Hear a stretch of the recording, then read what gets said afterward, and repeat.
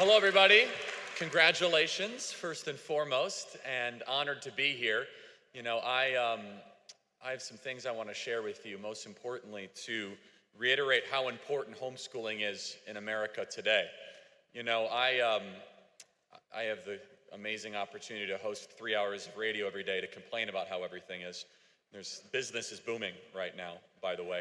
And this is part of the solution. And I hope those of you that are here to support, this is special. And I'm going to talk to the graduates and also talk to those of you that support the graduates. And our country's in trouble. That's not a mystery. There's a deliberate campaign that I call American Maoism, and it's important. If you understand what Mao attempted to do, the first thing he did when he took power was try to divide the parent from the child. The most important of the 10 commandments that I can share with all of you tonight is the only one of the 10 commandments that involves your nation and a promise. Honor your mother and father so that you may live long in the land of which you are in. And those of you that have had the blessing to be homeschooled, that's right, the blessing to be homeschooled, I hope you will one day understand, especially if you go to college, most colleges, unless you go to Hillsdale, you're going to be really surprised soon, that it's very unique. In fact, that is the biblical model of education, to have your parent be your teacher, to have your parent be your leader, to have your parent be the one to not just be there as a counselor, and this whole idea of parents being friends, I'm not a big fan of that whole thing, but parent to correct your wrongs, to show you good from evil, and also for you to understand that that's actually not how it's supposed to last forever. In Genesis 12, it's my charge for you tonight. You know, the first 11 books of Genesis set up our existence. Who is God? What is man? Why are we here? The distinctions between nature and man and the profane and holy and good and evil. And then boom, the Bible kind of gets off to what we would call the historical start of the Bible, where all of a sudden Abram is called out of his father's home and he's kind of like, get your life together, it's time to go. And every one of you right now are about to have your Genesis 12 moment.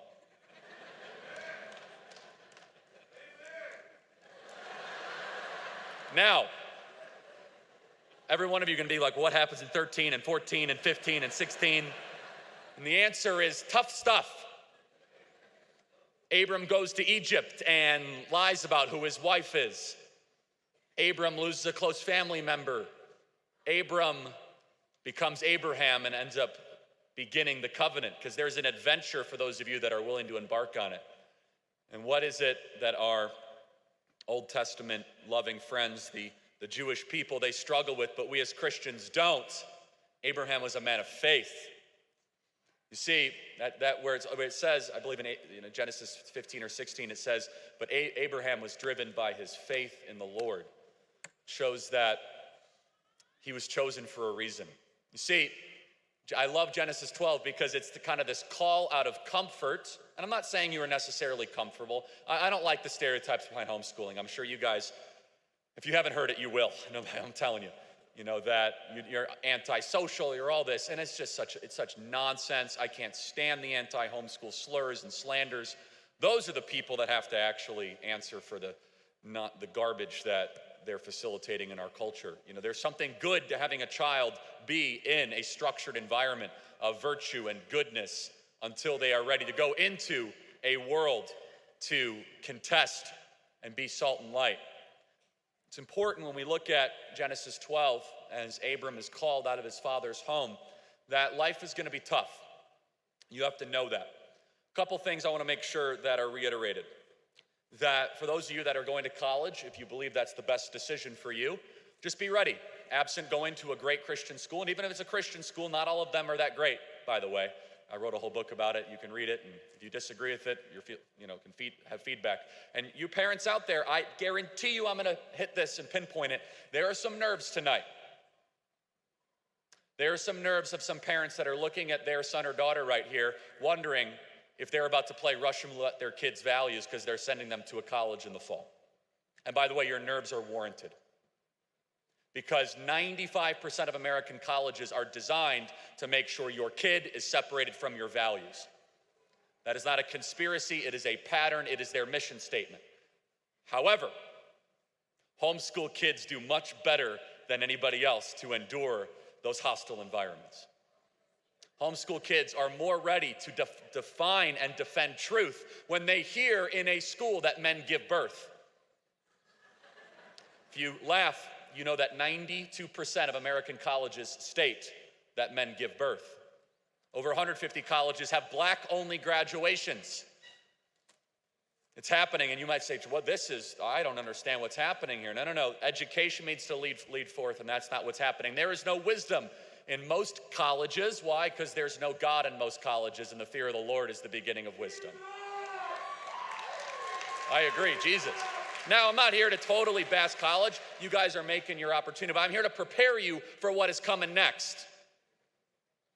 I don't come up here and do the fluff thing. You want somebody else, go get a speaker that will do that. You have to be ready for a spiritual battle that's going to come after you.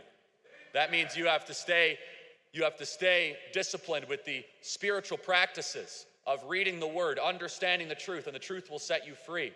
Of saying no to the vices or licentiousness that might come across wherever you might go from this point forward. Because the game's about to change for all of you, and it is exciting. But it's also something that some of you, I hope you understand, it's going to challenge you at the fundamental core. So take this summer, and you guys can go to our resources for this. Make sure you believe what you believe, because there will be a professor or there will be someone that says there is no God and man created God. Do you have an answer for that?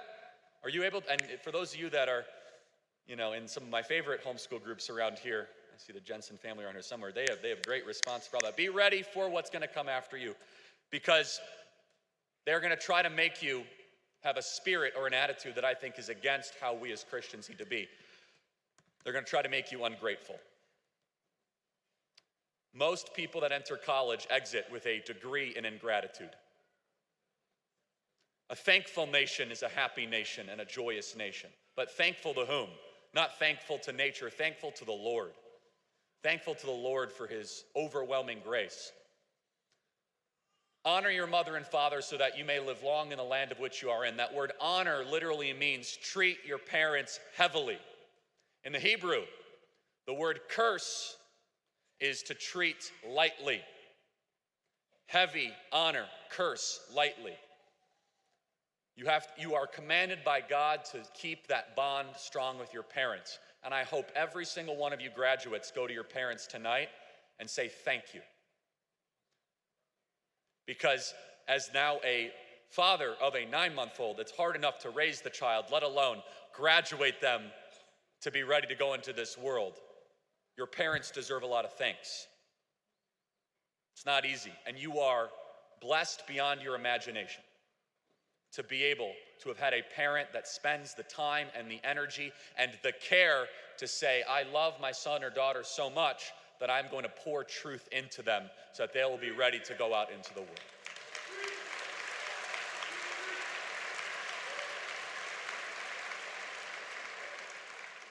So homeschooling is awesome on the micro and the macro. I'm going to talk about the macro for just 1 second. I won't spend too much time on this, but they're going to try to make homeschooling illegal nationwide. That's not a conspiracy theory. It is legitimate legislation in certain states. Why? It's because homeschool kids ask the tough questions. It's because homeschool kids read the great books. It's because homeschool kids believe that there is a God and they are not God. And that is a threat. He's got a lot of energy. I love that. It's a threat to totalitarianism and tyranny. There is an effort to deconstruct our nation and deconstruct what is true, good, and beautiful. I believe firmly at my core, 20 years from now, I read the New York Times every morning. It's my martyrdom, and I read it so you don't have to. There will be a New York Times headline that says, surprising rejection of woke ideas started post-COVID with homeschool resurgence. I believe 20 years from now, there will be an inexplicable trend of courageous, Spirit-filled, Bible-believing young people that rise in positions of leadership when the whole game was stacked against them, where it's homeschoolers, where the rest of their friends were having lockdowns and masks and all that, and they were studying Aristotle.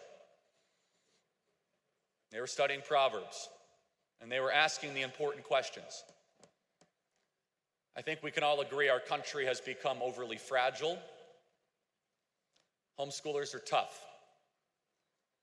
Homeschoolers, there's no separation of teacher and state, if you will. Proximity is the power in that regard. Jeremiah 29:7, this is for the graduates. There will be people that tell you that, hey, your faith is one thing, don't worry about America. I'm going to implore you, I'm going to tell you the scriptures tell you otherwise. I'm dedicating my life to, of course, spreading the truth of Jesus Christ, but also contesting for this great nation. I have no idea if I'm going to be successful or you're going to be successful. I just ask you and everyone around here, don't say it means nothing. It's not the most important thing, but it is important. Jeremiah 29:7, demand the welfare of the nation that you are in because your welfare is tied to your nation's welfare.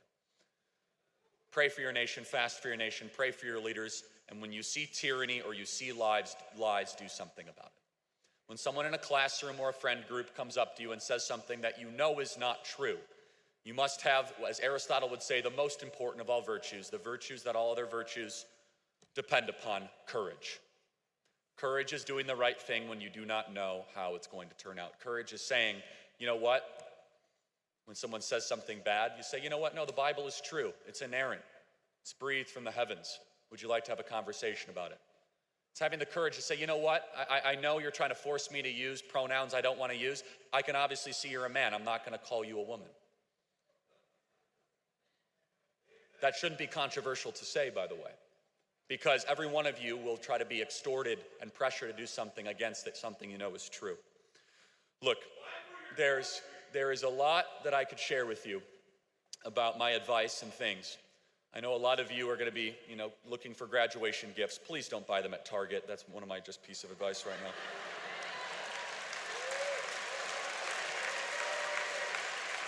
I was going to say, don't have Bud Light, but doesn't seem to be a big problem with the homeschool crowd. So it's a separate speech for a different group.